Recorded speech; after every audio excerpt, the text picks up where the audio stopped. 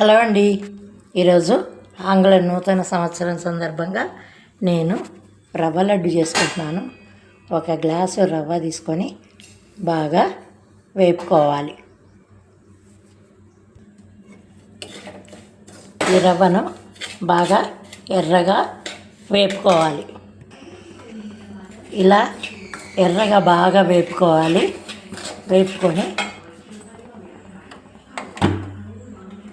దీన్ని బాగా చల్లారనివ్వాలి. ఇట్లా ఎర్రగా వేగితేనే రవ్వ లడ్డు రుచిగా ఉంటుంది. ఇట్లా డ్రై రోస్ట్ అయిన రవ్వ బాగా చల్లారింది. ఇందులో ఇలాచీ పౌడర్ వేస్తున్నాను. స్వీట్ అంటే ఇలాచీ పౌడర్ కదా, ఒకటికి ఒకడు షుగర్ వేస్తున్నాను.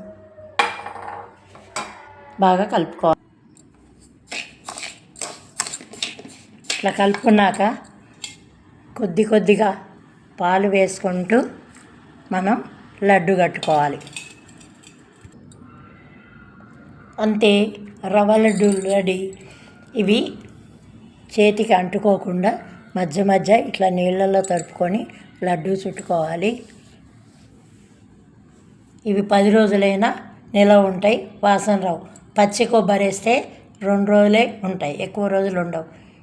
Bye friends. ఈ వీడియో నచ్చినట్టయితే please like, share and subscribe my channel. Thank you.